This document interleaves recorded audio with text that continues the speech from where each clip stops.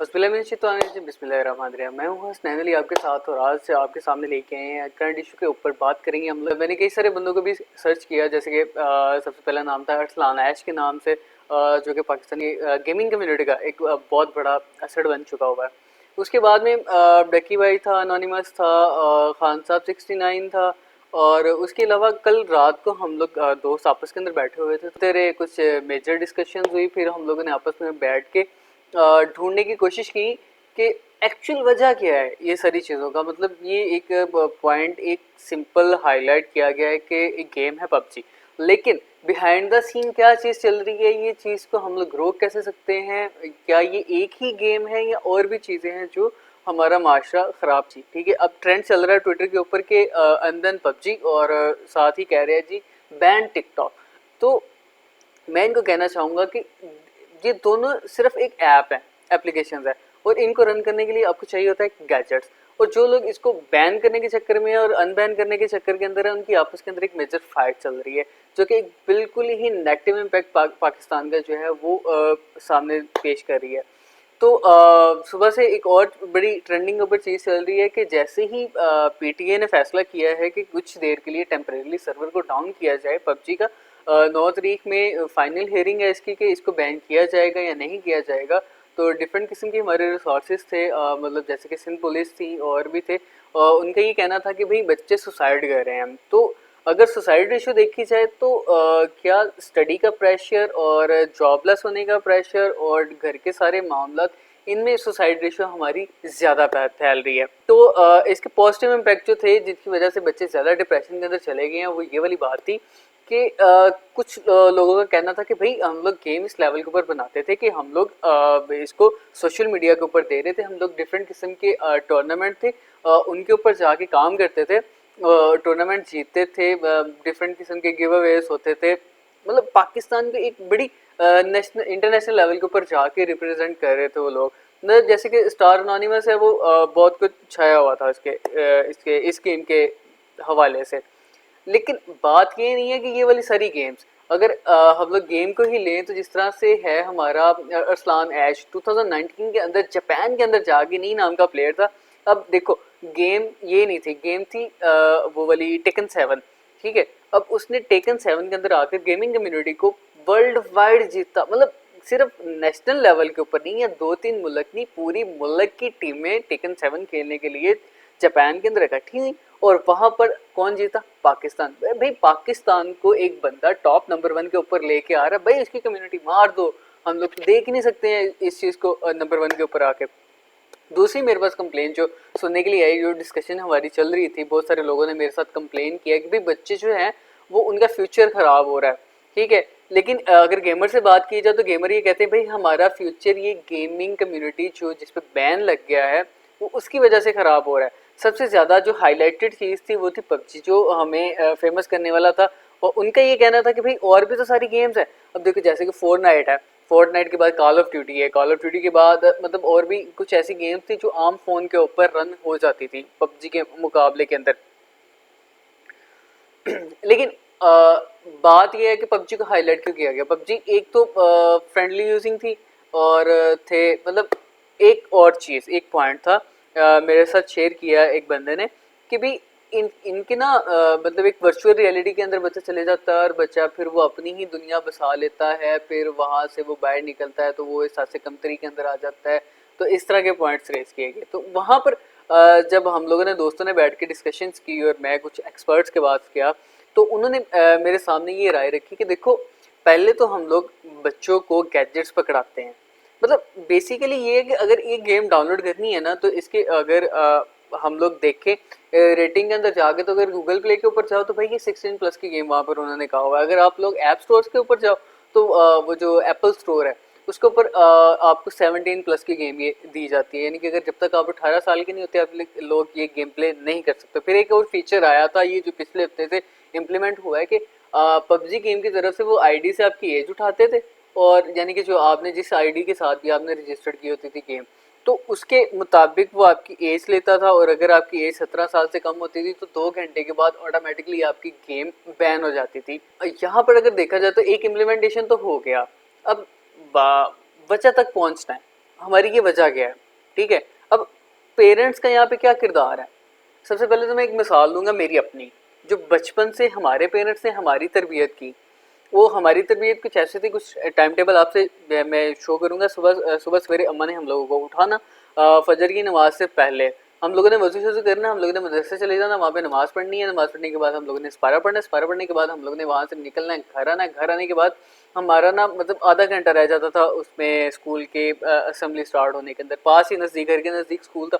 अब वहाँ पे ना हमारा एक सेशन होता था टीवी का, हम लोगों ने 7 मिनट की वो ट्रांसमिशन देखनी थी जिसके अंदर हमारे कार्टून लगते थे, एंड पे दुआ होती थी, दुआ हम लोगों ने पढ़नी है, साथ ही हम लोगों ने बैग उठानी है और स्कूल के लिए रवाना हो जाना है। और बिल्कुल एग्जैक्ट टाइम पे मतलब हमारा जो असेंबली होती थी उससे 2 या 3 मिनट पहले हम लोग वहाँ पे पहुँच जाते होते थे, ठीक है। सारा दिन स्कूल में पढ़ना, स्कूल में पढ़ने के बाद हम लोगों ने घर वापस आना, घर वापस आके खाना वगैरह खा के हम लोगों ने आधे घंटे के लिए 1 घंटे के लिए सो जाना, उठना है, ट्यूशन के लिए जाना है, ट्यूशन से वापस आना है। वापस आने के बाद हमारे पास एक और हाईलाइट चीज़ मैं करूँगा जो हमारी बैन हो चुकी है, वो है पतंगबाजी, ठीक है। वो हम लोगों को बड़ा शौक होता था, हम लोगों ने पतंगबाजी करनी, पतंगबाजी करने के बाद हम लोगों ने फिर सुकून से रेस्ट करनी है, रेस्ट करने के बाद पेरेंट्स के साथ बैठ के पीटीवी तब चलता होता था या एटीवी चलता होता था, वहाँ पे एक ड्रामा लगना होता था, तो सारी फैमिली बैठ के वो टीवी शो एंजॉय करती होती थी। और वो फैमिली टीवी था, हम एक विजुअल वर्ल्ड के अंदर जा रहे थे।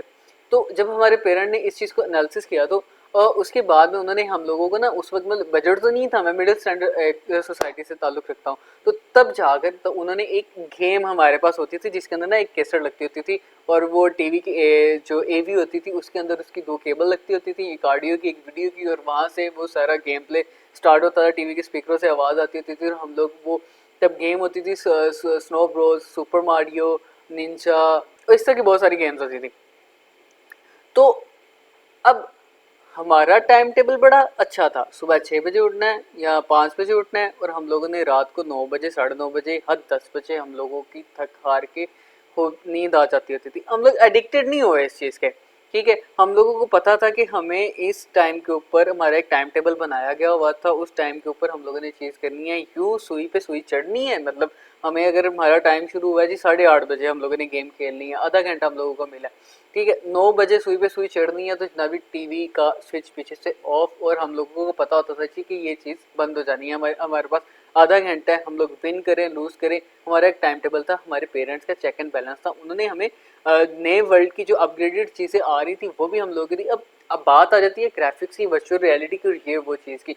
तब हम लोग एक गन होती थी और डक डक हंटिंग हम लोग तब से करते थे। इसके बाद में आगे बढ़े तो हमारे पास कंप्यूटर आए, पेंटियम 2, पेंटियम 3 तब होते थे, तो हम लोगों ने उसके अंदर इंस्टॉल की IGI।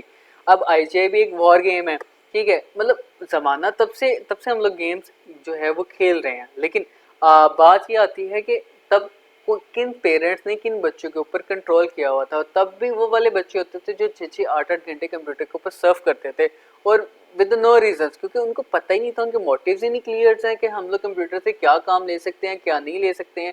ये जो गैजेट्स हैं, गैजेट्स के ऊपर हम लोगों ने क्या प्ले करना है, इनका यूजेज किया है, बेसिक अथेंटिक मतलब नेगेटिविटी भी है, पॉजिटिविटी भी है। लेकिन ये तो बात आती है ना पेरेंट्स की, कि पेरेंट्स ने अपने बच्चों को सिखाना क्या है, वो क्या ऑब्जर्व कर रहा है बच्चा, किस चीज़ को क्या प्लेटफॉर्म देना। अच्छा, फिर एक दूसरी चीज़ है, हमारे जो पेरेंट्स हैं ना, मतलब एक और मिसाल मैं दूंगा, हमारे पेरेंट्स की एक और बड़ी अच्छी चीज़ होती थी, कौन सी चीज़ कब देनी है कब नहीं देनी है। बच्चे को ये भी सिखाना है कि बेटा अगर नहीं मिली तो सब्र करो, अगर दे, और लेकिन पेरेंट्स ने ये भी ध्यान रखना है कि भाई इस बच्चे की ये ख्वाहिश थी, लेकिन इसको सही टाइम के ऊपर ये चीज़ देनी है।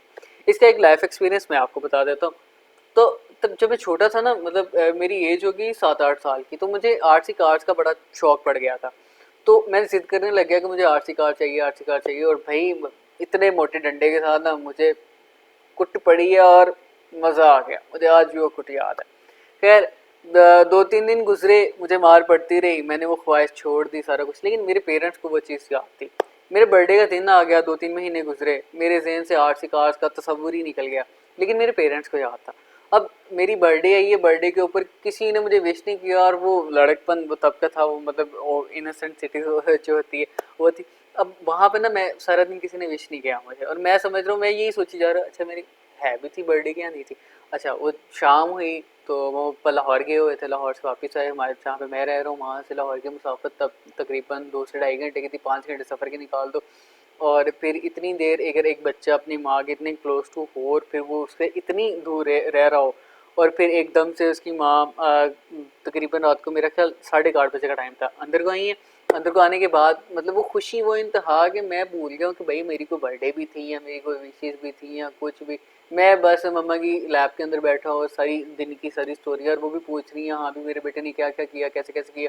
मतलब तो वो होता है ना मतलब म्यूचुअल अंडरस्टैंडिंग होती है जो पेरेंट्स ने बच्चों के साथ क्रिएट की होती है और मम्मा पूछ रही हैं आके कि हाँ मेरे बेटे ने सारे दिन क्या किया, मैंने ये किया, मैंने ये खाया, मैं यहाँ पे गया, मैं वहाँ पे गया, मैंने सारा होमवर्क भी कर लिया, मैंने काम भी कर लिया। और माँ मुझे ग्रीट भी कर रही हैं तब। अच्छा, उसके बाद ना फ़ौरन बाबा अंदर आते हैं और उनके हाथ के अंदर ना एक आरसी कार्ड थी। तो मैं ना मतलब एक खुशी बचपन की, लेकिन वो एक सेंस दी हुई थी वहाँ पर ना, मतलब उस एज के अंदर मैं सोचता बहुत बड़ी बात थी कि मैं तब सोच रहा था कि यार मेरे पेरेंट्स को याद था कि मुझे आरसी कार्ड चाहिए, तो उन्होंने मेरी बर्थडे के ऊपर थी। मतलब उन्होंने मुझे ये भी सिखाया कि अगर कोई चीज़ नहीं मिलती उस पर भी सब्र करो, जो चीज़ मिल रही मतलब उन सही वक्त पर वो चीज़ मुझे प्रोवाइड भी करें। तो इस तरह से पेरेंट्स का होना चाहिए कि बच्चों को सिखाएं भी कि बच्चे जिद ना करें, अगर बच्चे जिद करते हैं तो भाई उनको रोको, उनको सिखाओ। कि आप लोगों ने सिखाना है, उसने बाहर की कम्युनिटी से बिल्कुल भी नहीं सीखना। तो ये क्या कौन सी बात है, मतलब आप देखो, बजाय एक गेम को बैन करने से, बजाय ये देखने से कि बच्चा जिद कर रहा है, बच्चा या गेम के ऊपर अपना ज़्यादा टाइम सर्फ क्यों कर रहा है, बजाय इस चीज़ को देखने के भाई वो चीज़ उससे छीन लो। ठीक है, अब एक चीज़ बैन करने की वजह से कितने बंदे थे जिनका करियर भी ख़राब हुआ, वो डॉलर के ज़रिए इनकम कर रहे थे, वो भी उनकी ख़त्म हो गई। ठीक है, लेकिन बेसिक ज़रूरत, अब देखो पबजी बैन हुई, लड़कों ने फ्री फायर इंस्टॉल की, लड़कों ने कॉल ऑफ ड्यूटी की, लड़कों ने फोर्टनाइट की। ठीक है, ये भी सारी तो वॉर गेम है, इनके विजुअल इफेक्ट्स जो है वो भी तो वही हैं, उसके रेलिवेंट ही है सारे। ठीक है, अब एक था गॉड ऑफ वार और इस तरह की बहुत सारी गेम्स ना रातों रात बड़ी इंस्टॉल हुई, क्योंकि जो एडिक्टेड हो चुके थे गेम्स के, उन्होंने तो कोई ना कोई गेम खेल ली थी, वो तो अलग बैठ ही नहीं सकते, तो वो सारी कम्युनिटी गेम्स की तरफ चलेगी। अब जो जिद है, जो टाइम सर्फिंग है जो है, वो तो भाई वो ही रहेगी। अब अगर आप लोग ये कहते हो तो कि बच्चे पढ़ नहीं रहे, ये नहीं कर रहे, वो नहीं कर रहे, तो भाई आप बच्चों को कंप्यूटर, बच्चों को गैजेट्स, बच्चों को फ़ोन दे ही क्यों रहे हो। ठीक है, अब मैं आपको बता रहा हूँ कि तब जो हमारे पास अपग्रेडेड गैजेट्स थे, तब के हमारे पेरेंट्स ने हमें दिए, लेकिन हमारा एक टाइम टेबल होता था।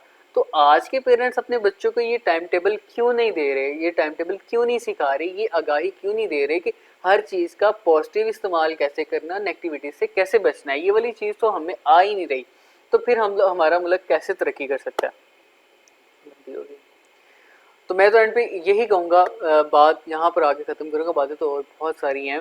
जिस तरह से मतलब कई सारे बच्चे जो थे उन्होंने गेमिंग कम्युनिटी के अंदर आके या ई कॉमर्स के अंदर आके बड़ा पाकिस्तान को एक नए लेवल के ऊपर रिप्रेजेंट किया दुनिया के अंदर, और वहीं पे वो बच्चे थे जिन्होंने इस गेम के ज़रिए पाकिस्तान के गलत इमेज पे दिया, लेकिन वहाँ पर असली वजह हम लोगों को देखनी है कि उसी चीज़ की वजह से कुछ बंदे बहुत टॉप पे जा रहे हैं, कुछ गिर रहे हैं।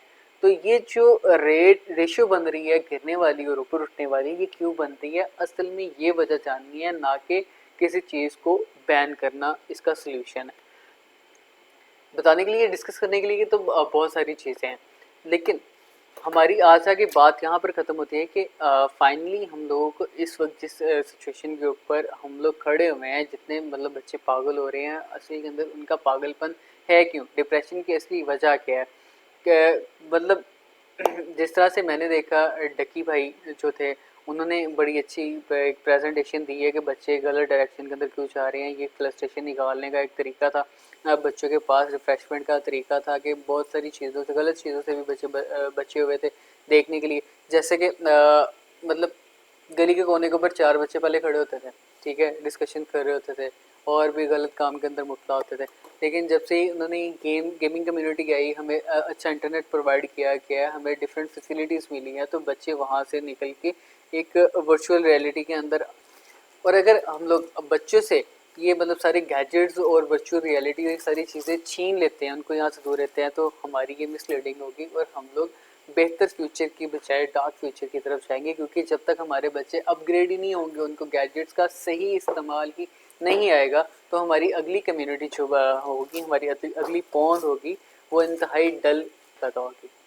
तो इसी के साथ मैं इजाज़त चाहता हूँ, लेकिन कमेंट सेक्शन के अंदर ज़रूर जानना चाहूँगा कि इस चीज़ को हम लोग कैसे संवार सकते हैं, क्या आपकी राय क्या है, इस चीज़ को पॉजिटिव डायरेक्शन के अंदर कैसे लेके जाया जाए। तो फ़ी अमान अल्लाह, अपना ख्याल रखिएगा। अल्लाह हाफ़िज़।